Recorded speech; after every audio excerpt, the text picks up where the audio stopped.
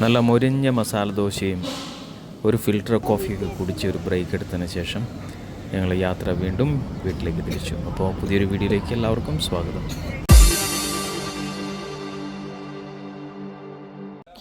Dublin to Abu Dhabi flight ഇറങ്ങിയതിന് ശേഷം ഇപ്പോൾ ബാംഗ്ലൂർക്കുള്ള ഫ്ലൈറ്റിന് വേണ്ടിയിട്ട് അതിൻ്റെ ഗേറ്റിന് മുന്നിൽ വെയിറ്റ് ചെയ്യാണ്. അങ്ങനെ ബാംഗ്ലൂരിലെത്തി. ഈ യാത്രയൊന്നും കുഴപ്പമില്ലായിരുന്നു. ഇന്ന് ന്യൂ ഇയർ ആയതുകൊണ്ട് തന്നെ അബുദാബിയിൽ സെക്യൂരിറ്റി ചെക്ക് അങ്ങനെയൊന്നും ഇല്ലായിരുന്നു. നേരെ അടുത്ത ഗേറ്റിലേക്ക് ഫ്ലൈറ്റ് ഇറങ്ങിയവിടെ നമ്മൾ പോകുമായിരുന്നു. നിങ്ങൾ ഈ കാണുന്നതാണ് ബാംഗ്ലൂർ എയർപോർട്ടിൻ്റെ അറൈവൽസ്. നമ്മുടെ ഡ്യൂട്ടി ഫ്രീ സെക്ഷനൊക്കെ വളരെ നല്ല ഒരു ഏരിയയാണ്. സൗത്ത് ഇന്ത്യയിലെ തന്നെ ഏറ്റവും നല്ല എയർപോർട്ടാണ് ബാംഗ്ലൂർ എയർപോർട്ട്. ഓരോ തവണയും ഇത് നന്നായിട്ട് അവർ വികസിപ്പിച്ചെടുക്കുന്നുണ്ട്, പുതിയ പുതിയ മാറ്റങ്ങൾ വരുത്തുന്നുണ്ട്. മറ്റു രാജ്യങ്ങളിലൊക്കെ കാണുന്ന പോലെയുള്ള നല്ല നിലവാരത്തിലേക്ക് ഇതിനെ എത്തിച്ചിട്ടുണ്ട്. ഇതിൻ്റെ അറൈവലിനേക്കാളും ഏറ്റവും നല്ല സ്ഥലം ഡിപ്പാർച്ചർ ഗേറ്റാണ്. നമ്മുടെ പുതിയ ടെർമിനൽ വളരെ ബ്യൂട്ടിഫുള്ളാണ് കാണാൻ. ഈ ആനയൊക്കെ ഈ കഴിഞ്ഞ പ്രാവശ്യം വന്നതിന് ശേഷം വെച്ചാണ് തോന്നുന്നു, ഞാൻ കഴിഞ്ഞ പ്രാവശ്യം ശ്രദ്ധിച്ചില്ല. അതുപോലെ നമ്മുടെ ബാഗേജൊക്കെ കളക്ട് ചെയ്ത് പയ്യെ നമ്മുടെ യാത്ര തുടങ്ങാൻ പോവാണ്. ഇപ്പം എല്ലാം കളക്ട് ചെയ്തു. ഇവിടെ തന്നെ കാവലായിട്ട് നിൽക്കുകയാണ്. അപ്പോൾ നമ്മുടെ യാത്ര from Bangalore to Kannur morning at 3:30. Bangalore ഇപ്പം ഓവർ പോപ്പുലേറ്റഡ് ആയിക്കൊണ്ടിരിക്കുന്ന ഇന്ത്യൻ സിറ്റികളിലൊന്നാണ്. അതുപോലെ തന്നെ ഒരുപാട് വികസനങ്ങൾ ഏത് സമയത്ത് വരുമ്പോഴും നമുക്ക് കാണാം. എയർപോർട്ട് കഴിഞ്ഞ് ആദ്യത്തെ ടോൾ സെക്ഷൻ കഴിഞ്ഞു. ഇനി അങ്ങോട്ട് ഒരുപാട് ടോൾ സെക്ഷൻ ടോൾ പ്ലാസുകൾ വരാനുണ്ട്. ഞാൻ പറഞ്ഞ പോലെ 2-3 വർഷം കൂടി വരുമ്പോഴത്തേനും നമ്മൾ പണ്ട് കണ്ട ബാംഗ്ലൂരേ അല്ല കാണുന്നത്. ഞാനിവിടെ 2005 മുതൽ 2009 വരെ പഠിക്കുന്ന ആ ഒരു ബാംഗ്ലൂരിൻ്റെ ഒരു ചിത്രമല്ല. കാര്യം ഞാൻ ഈ ഏരിയയിലൂടെയൊക്കെ യാത്ര ചെയ്യുന്നതായിരുന്നു ആ സമയത്ത്, ബസ്സിലാണെങ്കിലും ബസ്സിൽ തന്നെ. അതായത് ഇപ്പോൾ നമ്മുടെ ഹെബ്ബാളിലുള്ള ഫ്ലൈ ഓവർ, പണ്ടൊക്കെ ഈ ഹെബ്ബാൾ ഫ്ലൈ ഓവർ ആയിരുന്നു ബാംഗ്ലൂരിലെ ഏറ്റവും വലിയ ഫ്ലൈ ഓവർ. അതൊക്കെ മാറി ഇത് ഗോപാൽ മാൾ.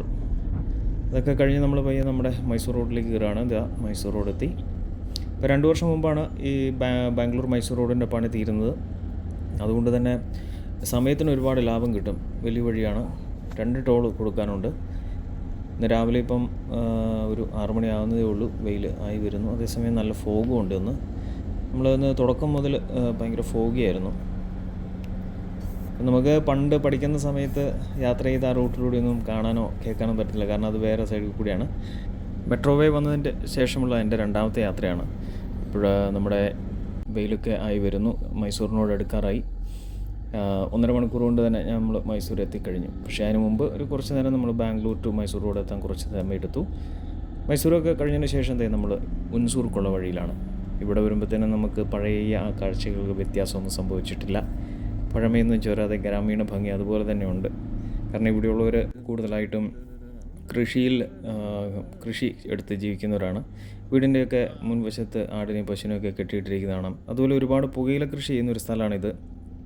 ഞങ്ങളുടെ മുമ്പിൽ പോകുന്ന വണ്ടി ഇതുപോലെ തന്നെ പോയിട്ടുള്ള ഈ 2-3 വണ്ടി ഞങ്ങൾ കണ്ടു കഴിഞ്ഞു. ഉണങ്ങിയ പുകയില വിൽക്കാനായിട്ട് കൊണ്ടുവന്നാന്ന് തോന്നുന്നു. ഫിലിപ്പ് ഏട്ടൻ അക്ഷീണനായിട്ട് വണ്ടി ഓടിക്കുവാണ്. കാരണം ഇന്നലെ ഒരു ഓട്ടം ഉണ്ടായിരുന്നു. അത് കഴിഞ്ഞിട്ടാണ് നമ്മളെ കൂട്ടാൻ ഇന്ന് വീണ്ടും ബാംഗ്ലൂർക്ക് വന്നത്.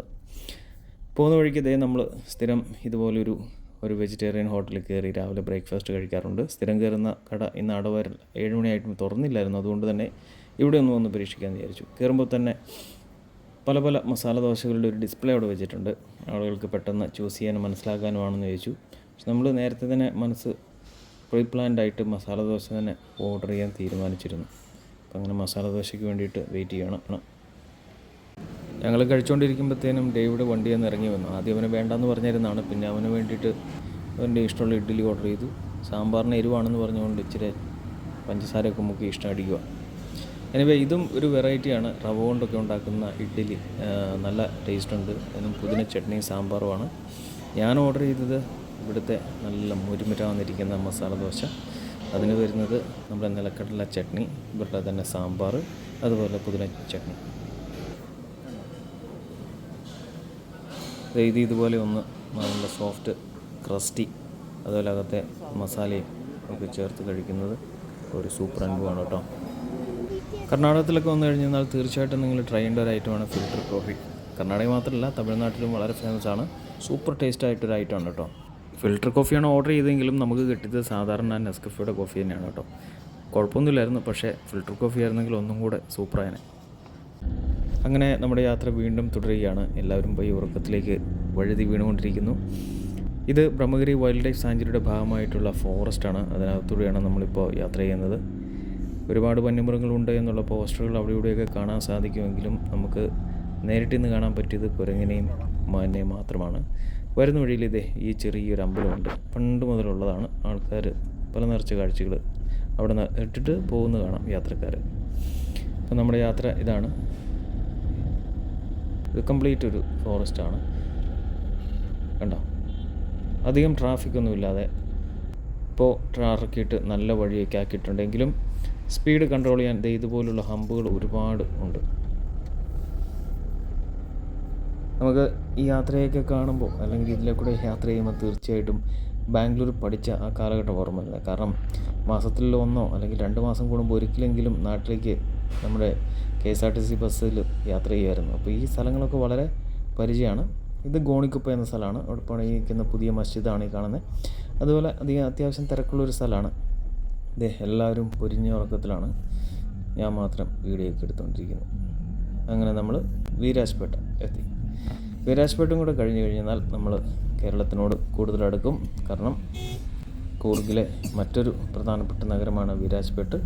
ഇവിടെയും ഒരുപാട് മലയാളികൾ വരാറും ജോലി ചെയ്യാറൊക്കെ ഉണ്ട്. അങ്ങനെ നമ്മൾ അടുത്ത ഫോറസ്റ്റിലേക്ക് കയറുകയാണ്. നമ്മുടെ മാക്കൂട്ടം ചുരം വഴി വീണ്ടും ബ്രഹ്മഗിരി വൈൽഡ് ലൈഫ് സാഞ്ചുറിയുടെ ഭാഗമായിട്ടുള്ള ഫോറസ്റ്റിലൂടെയാണ് നമ്മൾ യാത്ര. ഒരുപാട് കുരങ്ങുകൾ ഈ വഴിയിലുടനീളം നമ്മൾ കണ്ടായിരുന്നു. വഴി വളരെ മോശമാണ്. ഞാൻ പണ്ട് പഠിക്കുന്ന സമയത്ത് ഈ വഴി എന്ന് പറയാൻ പറ്റില്ല, വെറും തോടായിരുന്നു. അങ്ങനെ അവസാനം ഈ വഴി കംപ്ലീറ്റ് ആയിട്ട് ക്ലോസ് ചെയ്തിട്ട് ഇരിട്ടിയിൽ നിന്ന് മാനന്തവാടി വഴിയായിരുന്നു ബാംഗ്ലൂർക്ക് പോയിക്കൊണ്ടിരുന്നത്. പിന്നീട് ഈ വഴി നല്ല രീതിയിൽ ടാർ ചെയ്യുകയും നല്ല അടിപൊളി സൂപ്പർ റോഡൊക്കെ ആയിരുന്നു. പക്ഷേ പിന്നീട് മഴയും മലയിടിച്ചിലും അങ്ങനെയൊക്കെ കാരണം പല തവണയായിട്ട് ഈ റോഡ് പൊട്ടിപ്പൊളിഞ്ഞ് ഈ അവസ്ഥയിലെത്തി. ചുരത്തിൻ്റെ പകുതി ഭാഗത്ത് എത്തുമ്പോഴത്തേനും അത്യാവശ്യം നല്ല റോഡൊക്കെയാണ്. എങ്കിലും സിഗ്നസ് ഉള്ളവർക്ക് ഈ ചുരം അത്ര നല്ലതാണെന്ന് തോന്നുന്നില്ല. നമ്മളിങ്ങനെ ഇവിടെ വരുമ്പോഴത്തേനും നമ്മൾ സ്ഥിരം കാണുന്ന ഒരു ക്ഷേത്രമുണ്ട്. മെതിയടിപ്പാറ ഹനുമാൻ ക്ഷേത്രം എന്നാണ് ഇതിനെ പറയുന്നത്. നമ്മൾ പഠിക്കുന്ന സമയത്തൊക്കെ ഒരു ചെറിയ ഒരു ഷെഡെന്ന് പറയാൻ പറ്റത്തില്ല, ചെറിയ വിളക്ക് വെക്കാൻ ഒരു ചെറിയൊരു ഏരിയ മാത്രമേ ഉണ്ടായിരുന്നുള്ളൂ. ഇപ്പോൾ അത് ഇച്ചിരി കൂടെ വലുതാക്കി എടുത്തിട്ടുണ്ട്. ഇതേ ഉപയോഗശൂന്യമായ ആ പഴയ കിണർ ഇപ്പോഴും ഇവിടെയുണ്ട്. ഒരു ഓർമ്മയ്ക്കായിട്ട് അതിങ്ങനെ നിൽക്കുന്നു. കേരളത്തിൻ്റെ KSRTCയും അതുപോലെ മറ്റ് പ്രൈവറ്റ് ബസ്സുകളൊക്കെ നിർത്തുന്ന ഒരു ഹോട്ടലാണിത്. ചുരത്തിൻ്റെ തുടക്കത്തിൽ, അതായത് അവിടുന്ന് കയറി വരുമ്പോൾ ഉള്ള കേരളത്തിനോട് അടുത്ത് കിടക്കുന്ന സ്ഥലമാണ്. അപ്പോൾ അവിടെ പഠിക്കുന്ന സമയത്ത് ഒരുപാട് തവണ ഫുഡൊക്കെ കഴിച്ചിട്ടുണ്ട്. കാരണം KSRTC അവിടെയായിരിക്കും നിർത്തുന്നത്. അപ്പോൾ നമ്മളങ്ങനെ ഒരു ചെക്ക് പോസ്റ്റ് കഴിഞ്ഞു പയ്യെ കേരളത്തിൻ്റെ ബോർഡറിലേക്ക് പോയിക്കൊണ്ടിരിക്കുകയാണ്. അവിടെ ഇവിടെയൊക്കെ ആയിട്ട് നല്ലതും മോശമൊക്കെ ആയിട്ടുള്ള വഴി ഇങ്ങനെ മാറി മറിഞ്ഞ് വരുന്നുണ്ട്. ഫോറസ്റ്റിൻ്റെ രൂപസാദൃശ്യത്തിനെല്ലാം മാറ്റങ്ങൾ വന്നു. വീടുകൾ ഉണ്ട് ഇവിടെയൊക്കെ അങ്ങിങ്ങായിട്ട്. കർണാടക ഫോറസ്റ്റിൻ്റെ ചെക്ക് പോസ്റ്റാണ് നിങ്ങളീ കാണുന്നത്. അതുപോലെ തന്നെ കർണാടക സർക്കാരിൻ്റെ അവസാനത്തെ ചെക്ക് പോസ്റ്റാണ് ഇവിടെയുള്ള. ഇനി അങ്ങോട്ടേക്ക് കുറച്ച് ദൂരം കൂടെ കഴിഞ്ഞെന്നാൽ നമ്മുടെ കേരളത്തിലേക്ക് എത്തും. പക്ഷേ ഈ ഇവിടെ മൊത്തം റോഡ് മോശമാണ് കേട്ടോ. ഇത് കേരളത്തോടും അടുത്ത് കിടക്കുന്ന സ്ഥലങ്ങളിലോട്ടൊക്കെ എല്ലാം വളരെ മോശം റോഡാണ്. കൂടുതലും ഈ റോഡ് ഉപയോഗിക്കുന്നത് നമ്മൾ മലയാളികളാണ്. ഈ റോഡിൻ്റെ വ്യത്യാസം കാണുമ്പോൾ തന്നെ നിങ്ങൾക്കറിയാം നമ്മൾ കേരളത്തിലോട്ട് എത്തി. ഇത് നമ്മുടെ കൂട്ടുപുഴ പാലം. പണ്ട് ഇവിടെ ഒരു കുഞ്ഞു പാലമായിരുന്നു, ബ്രിട്ടീഷുകാർ പണിത പാലം. ഒരു വണ്ടിക്ക് മാത്രം പോകാൻ പറ്റുന്ന. ഇപ്പോൾ പുതിയ പാലം വന്നിട്ട് ഇപ്പോൾ ഒരു കുറച്ച് വർഷങ്ങളേ ആയിട്ടുള്ളൂ. അതിനുശേഷം കൂട്ടുപുഴയുടെ മുഖച്ഛായ തന്നെ മാറി പുതിയൊരു രീതിയിലേക്ക് ഇത് മാറി കേട്ടോ. അപ്പോൾ നമ്മളിതാ കേരളത്തിലേക്ക് എത്തി. ഈ പാലം കടന്ന കേരളം അതാണ്. നിങ്ങൾക്ക് നോക്കിക്കഴിഞ്ഞാൽ ഇവിടെ പോലീസുണ്ട്, അതുപോലെ തന്നെ എക്സൈസ്. ഇവർ രണ്ടുപേരും ഇവിടെ മിക്ക സമയത്തും കാണും. പ്രത്യേകിച്ച് ഫെസ്റ്റിവൽ സമയമാണെങ്കിൽ പറയണ്ട, ഇവരിവിടെ സ്ഥിരമുണ്ടാവും. ഒരുപക്ഷെ വളരെ വിരളമായിട്ടായിരിക്കും മറ്റൊരു സംസ്ഥാനത്ത് നിന്ന് കേരളത്തിലേക്ക് പ്രവേശിക്കുമ്പോൾ ഇവിടുത്തെ റോഡ് വളരെ മനോഹരമായിട്ടും മറ്റ് സംസ്ഥാനത്തെ അപേക്ഷിച്ച് വളരെ നല്ല രീതിയിൽ നമുക്ക് അനുഭവപ്പെടുന്നത്. തീർച്ചയായിട്ടും നമുക്ക് അങ്ങനെ തോന്നി. അപ്പോൾ നമ്മുടെ യാത്രയൊക്കെ സുഖകരമായിരുന്നു, സേഫായിട്ട് വീട്ടിലെത്തി. അപ്പോൾ വീഡിയോ ഇഷ്ടപ്പെട്ട് കഴിഞ്ഞാൽ ചാനലൊന്ന് സബ്സ്ക്രൈബ് ചെയ്യുക.